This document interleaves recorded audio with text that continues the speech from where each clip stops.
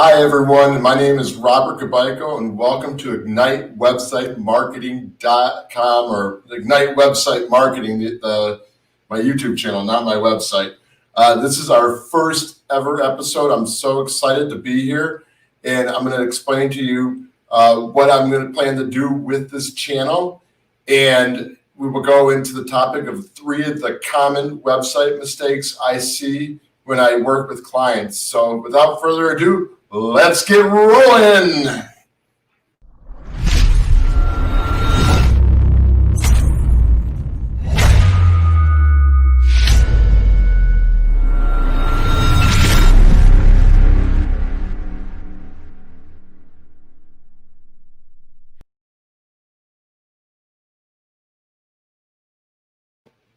So let me introduce myself. I've been doing website design and digital marketing for about 12 years. That's if you take 2 5s and a 2.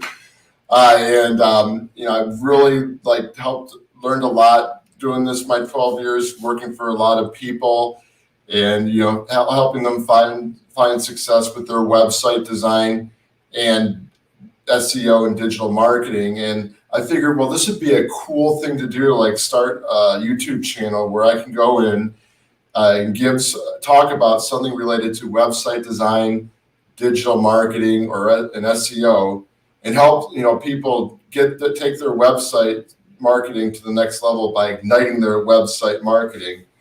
And so I figured, like, what I want to do with this channel is I want to not make it educational, but I want to do like an interactive channel. Like, once I pick up on viewers and everything, people who are into the show, I want them to be able to come with me with their questions, and I love to help answer their questions online.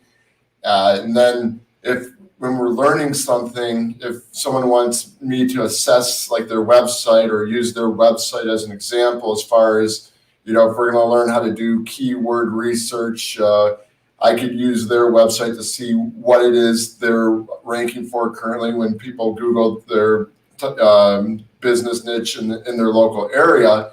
And from there, we could just I'd go over, like, share my screen and plug in their website, and I would show like what could be done, to their website to enhance it, and so they can rank online in Google and other search engines. So I definitely want to help out with that, and just a bunch of other things. And we'll see where this goes. I've been wanting to do this for about, gosh, how long now?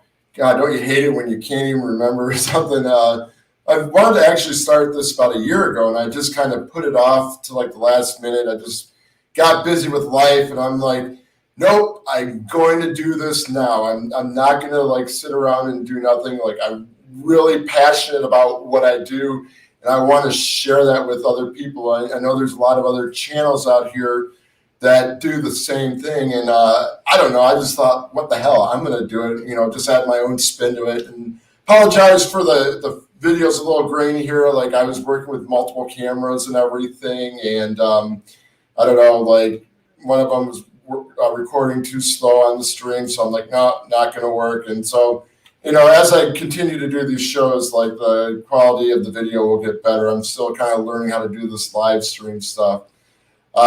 So I want to make this more of a informative stream where I give my advice on the latest trends when it comes to website design, digital marketing, and SEO. I also want to, be able to show you why you probably aren't getting the traffic to your website or getting business from your website, and help you guys solve those problems. I know you guys get really frustrated when you got a good website and you're like, well, wait a minute, I'm not getting any business. What's going on here?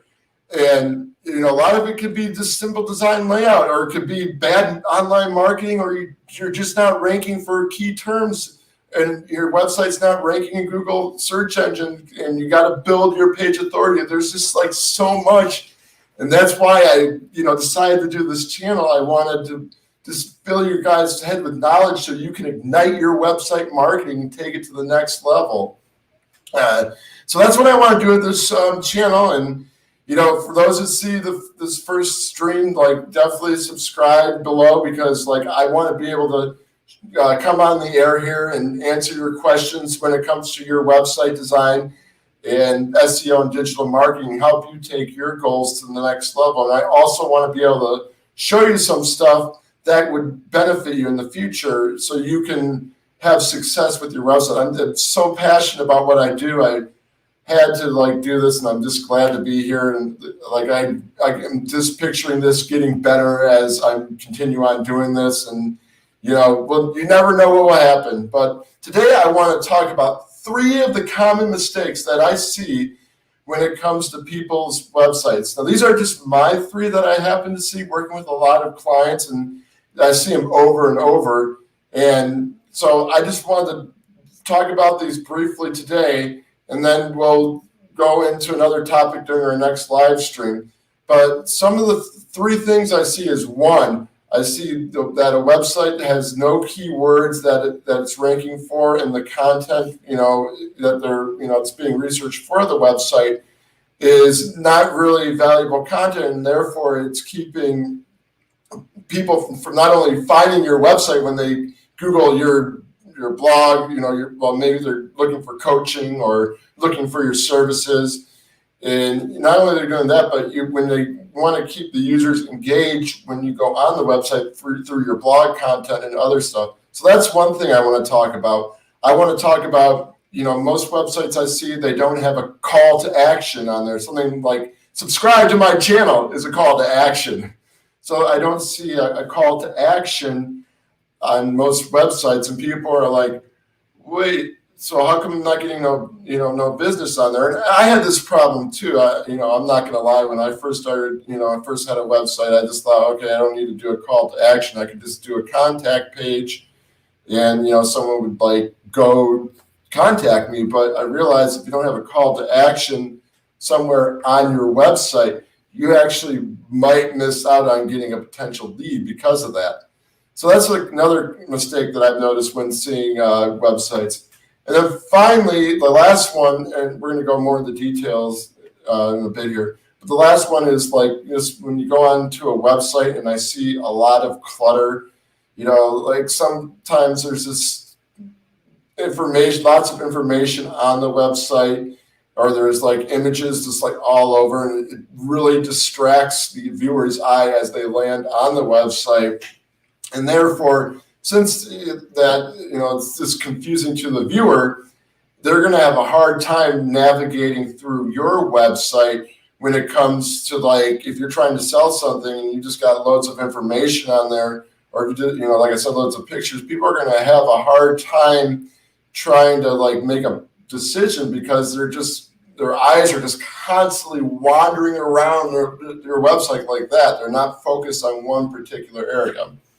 So let's start back up with mistake number 1, and that is like the keyword. So, and this is a problem like I learned a long time ago, which I have worked on over the years and really improved. But I noticed this on a lot of other people's websites. So I'll have someone who says like, well, yeah, I just want an elegant website. That's it. I don't really need anything else. I just want people to find me, and then they see my glorious website, and wham, bam, like I want, and they want to just make sales that way. But I'd have to tell my clients, and I've seen this in other people's websites, that if you don't have keywords that are on your website or in your blog, your website is not going to be found, or the likelihood of it being found without using an ad or Google ad or something like that is going to be very slim. So what I advise them to do is to I will get on a call with them, on a one-on-one call, or just sit down with them in person, and I'll show them like how many keywords are on their competitors' websites. And from there, I will come up with a plan, and that will show them like how they can rank for those keywords. And sometimes when I've gone on their websites, there's been no keywords, and it's crazy. And so I had to this is a common mistake I see. So if you, and we'll be doing a video on this later, but I'll show you how to use a keyword research tool and give you a show you how to do a website audit to even see what keywords you're ranking for and how to, see what what keywords your competitors are ranking for. So we'll do a video on that later on down the road. But you want to do proper keyword research for the content that you create on your website. Otherwise, you are not going to have any of those keywords that people are searching for on Google and other search engines. And so when you have the keywords on your website, they have these things called spiders that crawl up and down your website to go through all the pages, all indexing, like everything that's indexed for the site. And they kind of pick up on all the content that's in your website. And like from there, like say you got a plumbing business and maybe you have a couple keywords for like a local plumbing business in Arizona, where I'm at right now. And so say you had some key terms on your site for Phoenix or Chandler or Mesa or Tempe. The spiders are gonna pick that up as they're crawling through the website, and when someone goes to search in a search engine, the fact that spider picked up that information about your website and that it's indexed, properly with those key terms, like your website is going to rank for that keyword. And when someone goes to search for your particular service, the fact that your website has that keyword in there, it's going to show up somewhere on Google. Now, you might be on like the first, second, third, fourth, and fifth page. And, the further back you go, the less of a chance you have being found. But there's a lot of things that can be done to help you rank your keywords. And we'll be going over this later in a later episode. I'll be showing you what you can do to rank your website domain authority and also rank your keywords in the Google search engines. So you want to be sure to subscribe because you don't want to miss out on that. It's going to be a great one. And there's going to be a lot of other cool SEO tutorials that I'll be bringing up. Okay, now let's go into mistake number 2. So when I go into people's websites, and like I said, I had this problem before, I did not have a call to action on the website, or I don't see a lot of call to actions. And this can be bad if you say you're trying to sell like a product or a service, or you want someone to book an appointment for wedding photography, or you want someone to do something for doctor's appointment or yoga appointment, whatever it is. And if you don't have that like book now button like somewhere throughout your pages, or before you do like the call to action, you want to have like a convincing statement along with the button that will have the viewer take action. I normally like to do testimonials too, and then I'll do like a book now button below the testimonials section. But you want to have a call to action because if visitors come into your website and it's just like very simple, and you're talking about how great your service is and how you can benefit this client, if you have that book now, like right in where that information is, that visitor, if they're interested in the services, they will book that appointment with you or buy your product or do your coaching session. So definitely add those call to actions. Like I've seen them, in the header section and in the slide section of the website, probably like the top page of the website, where you can add a button along with like some bullet points about what makes your service the best. So that is mistake number 2. So avoid that. And then finally, I want to talk about like websites that are full of clutter. Like, have you ever been on a website and you're just like click, and then all of a sudden you open the web page and you're just bombarded with all this information, and there's like, pictures here and pictures there, and you lose focus. I mean, it sounds like a pain in the ass, right? But I've seen it a lot, and this can be really bad if you have if your website is not well organized and is just full of a bunch of information, especially like on a home page, because it will cause the visitor just to get frustrated. They're not going to read all the content. So what you want to do to avoid that mistake is kind of cut back on how much content you have on your pages. And if you've got a lot of content, you can just add a show more or show less. Show more or show less button. Like they have these little HTML codes. So like when someone clicks on the show more, you can see more of the content, and then show less, it will show less of the content. But you can try something like that to prevent everything from being cluttered. I had a client here where I remember I clicked on the home page, and they had like the logo in the middle. Then like there was like pictures all around the logo, and my eye was just like wandering all over the place. I kind of ignored what the business was about because like I wasn't focused on that, and I actually had to he had probably had like several photos in the slide, and I cut it down to one, and then we put some basic information and a call to action. And when he saw that, he was like, "My God, Robert, I can't believe that, it looks so better now. Like, I feel bad that I didn't see that before." I'm like, "No, it's okay. Most people do that. They want to have some people who don't know the fundamentals of web design will tend to just throw a lot of stuff on their website, not knowing that it will frustrate the viewer when they come to visit your website. So if you, and another thing too is like, you don't want to like crowd your website with images. You want to keep the paragraphs kind of short, just make it simple. So when someone's just like scrolling up and down the website, they can easily make a buying decision. And if you have, just because like, the information's it's straight to the point. And then if you add the call to action, boom, like you can you might get a new client that way. But if you have like a lot of information, not too many people are going to take the time to read the entire what's on your website, so that's why you just keep it simple. Just point out like the certain facts that you want people to know about your product or service. Or if you have a blog, you probably wouldn't have to worry about that.